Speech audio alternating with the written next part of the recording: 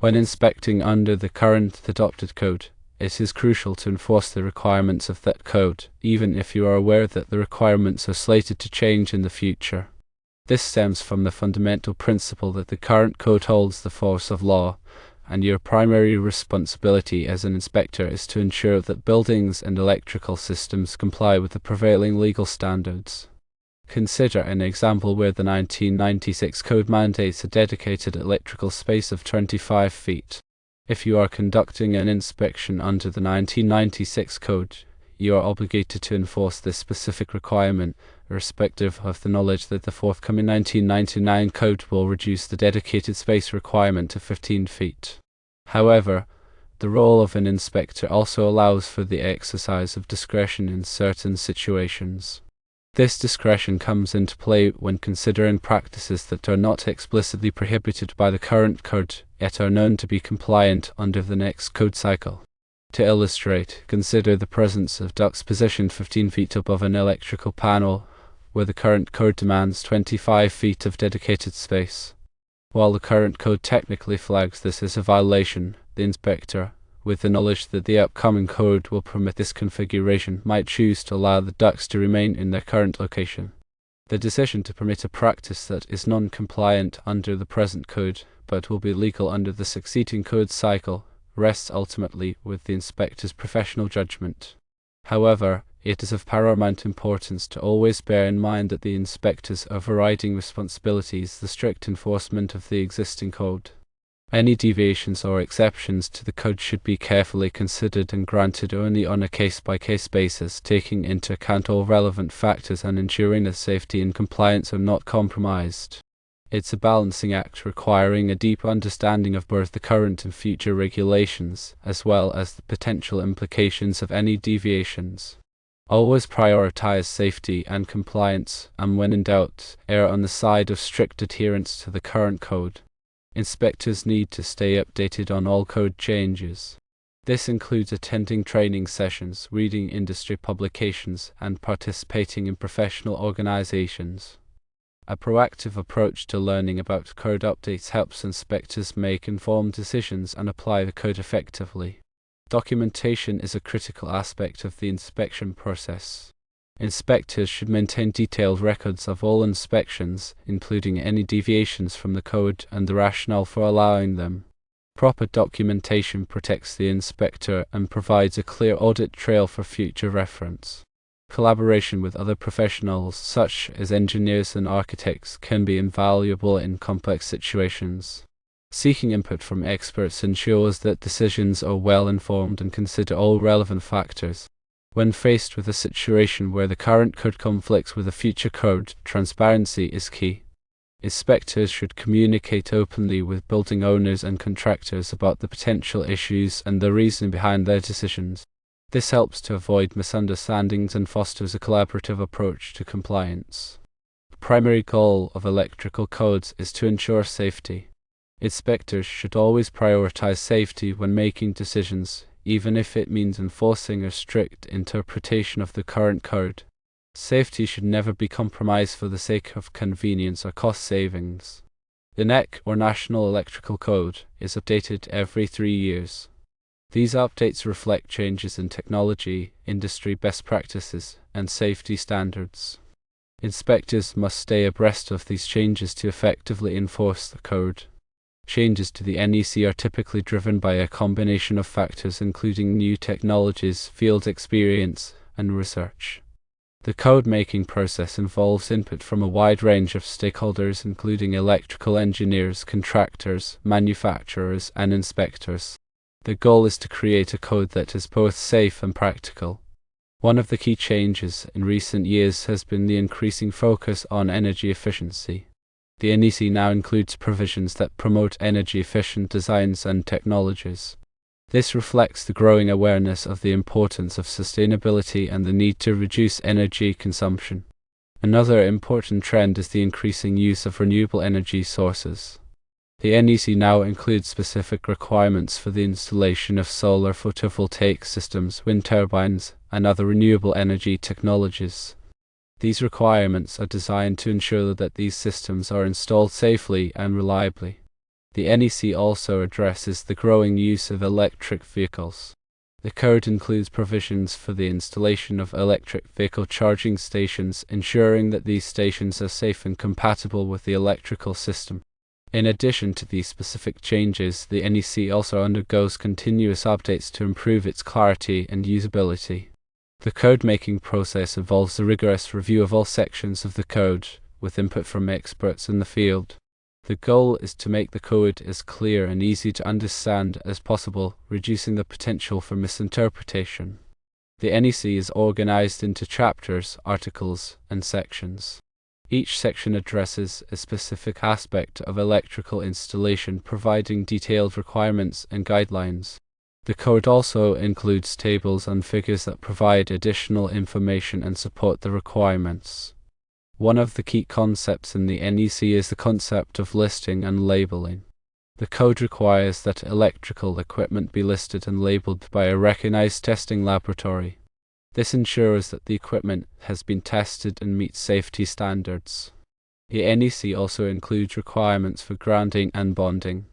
Grounding is the process of connecting electrical equipment to the earth, providing a path for fault current to flow back to the source. Bonding is the process of connecting different metal parts together, creating a low impedance path for fault current. These requirements are designed to protect against electric shock and fire. The NEC also includes requirements for overcurrent protection. Overcurrent protection devices, such as circuit breakers and fuses, are designed to protect electrical circuits from overload and short circuits. These devices automatically interrupt the flow of current when a fault occurs, preventing damage to equipment and reducing the risk of fire. The NEC also includes requirements for wiring methods. Wiring methods refer to the types of cables and conductors that are used to install electrical circuits. The code specifies the types of wiring methods that are permitted for different applications, ensuring that the wiring is appropriate for the environment and the load. The NEC also includes requirements for electrical boxes and enclosures. Electrical boxes and enclosures are used to protect electrical connections and devices from damage in the environment. The code specifies the types of boxes and enclosures that are permitted for different applications, ensuring that they are suitable for the intended use. The NEC also includes requirements for lighting. The code specifies the types of lighting fixtures and lamps that are permitted for different applications, ensuring that they are energy efficient and provide adequate illumination. The NEC also includes requirements for motors. The code specifies the types of motors that are permitted for different applications, ensuring that they are properly protected and controlled. The NEC also includes requirements for appliances. The code specifies the types of appliances that are permitted for different applications, ensuring that they are safe and energy efficient. The NEC also includes requirements for hazardous locations. Hazardous locations are areas where there is a risk of fire or explosion due to the presence of flammable gases, vapors, or dusts. The code specifies the types of electrical equipment that are permitted in hazardous locations, ensuring that they are designed to prevent ignition. The NEC also includes requirements for healthcare facilities. Healthcare facilities have unique electrical requirements due to the sensitive nature of the equipment and the patients they serve. The code specifies the types of electrical systems and equipment that are required in healthcare facilities, ensuring that they are reliable and safe. The NEC also includes requirements for emergency systems. Emergency systems are designed to provide power to critical loads during a power outage. The code specifies the types of emergency systems that are required in different types of buildings, ensuring that they are reliable and can provide power when needed. The NEC also includes requirements for communication systems. Communication systems such as fire alarm systems and telephone systems are essential for safety and communication in buildings. The code specifies the types of communication systems that are required in different types of buildings, ensuring that they are reliable and effective. The NEC also includes requirements for swimming pools and spas. Swimming pools and spas have unique electrical requirements due to the presence of water and the risk of electric shock. The code specifies the types of electrical systems and equipment that are required in swimming pools and spas, ensuring that they are safe and prevent electric shock. The NEC is a complex and comprehensive document that covers a wide range of electrical topics. Inspectors must have a thorough understanding of the code to effectively enforce it. Staying up to date on the latest code changes is essential for ensuring that electrical installations are safe and compliant. The code is not just a set of rules, it is a guide to safe electrical practices. By following the code, inspectors can help to protect people and property from the hazards of electricity. Furthermore, understanding the reasoning and background behind each section can help inspectors make informed decisions, particularly when faced with unusual or ambiguous situations. Remember that electrical codes are constantly evolving to reflect new technologies and challenges. As an inspector, continuous learning and professional development are key to staying ahead of the curve and maintaining a high level of expertise. The inspector's role is crucial in upholding the standards set forth in the NEC, thereby promoting safety and preventing potential hazards related to electrical installations. The authority having jurisdiction, or OJ, plays a significant role in the interpretation and enforcement of the NEC. The AHJ is typically a local or state government agency that has the responsibility for overseeing electrical inspections. The AHJ may adopt the NEC as its standard for electrical installations, or it may develop its own code based on the NEC. The AHJ also has the authority to interpret the NEC and to make decisions about specific installations. Inspectors must be familiar with the AHJ policies and procedures, as well as the NEC itself. The AHJ may also provide training and resources for inspectors. Working closely with the AHJ is essential for ensuring consistent and effective code enforcement. The process of enforcing the NEC involves several steps, including reviewing plans, conducting inspections, and issuing permits. The first step is typically to review the plans for a new electrical installation or renovation. The plan should show the layout of the electrical system, the types of equipment to be installed, and the wiring methods to be used. The inspector will review the plans to ensure that they comply with the NEC and other applicable codes. Once the plans have been approved, the inspector will conduct inspections of the installation. The inspections may be conducted at various stages of the construction process, such as after the wiring has been installed but before it is covered up. The inspector will check to ensure that the installation is in accordance with the approved plans and that it complies with the NEC. If the installation is found to be in compliance, the inspector will issue a permit for the electrical system to be energized. If the installation is found to be in violation of the code, the inspector will issue a notice of violation. The notice of violation will specify the violations that must be corrected before a permit can be issued. The inspector may also conduct follow-up inspections to ensure that the violations have been corrected. In some cases, the inspector may have the authority to disconnect power to an electrical system if it is found to be unsafe. The process of enforcing the NEC can be challenging, but it is essential for ensuring the safety of electrical installations. Inspectors must be knowledgeable, thorough, and fair in their enforcement of the code. The 1996 code requires a dedicated electrical space of 25 feet.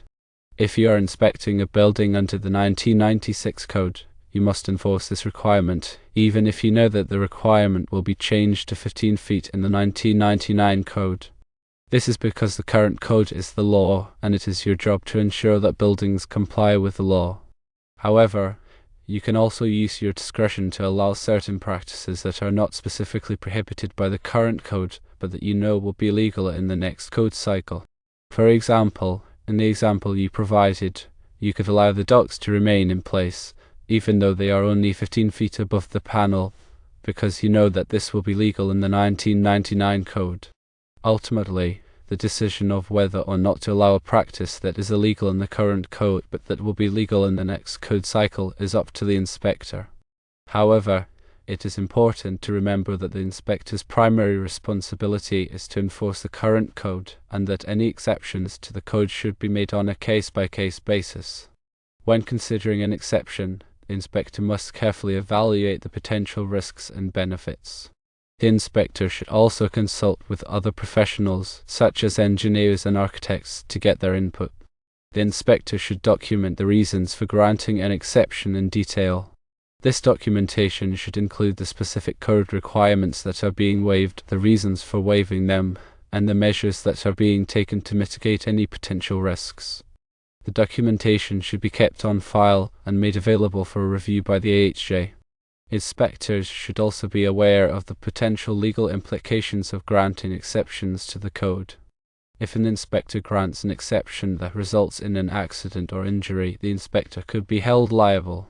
For these reasons, it is important to exercise caution when considering exceptions to the code. Inspectors should only grant exceptions when they are confident that the exception will not compromise safety. Firstly, ensure current code compliance. Secondly, document everything. Thirdly, stay updated. Fourthly, consult with experts. Fifthly, prioritize safety.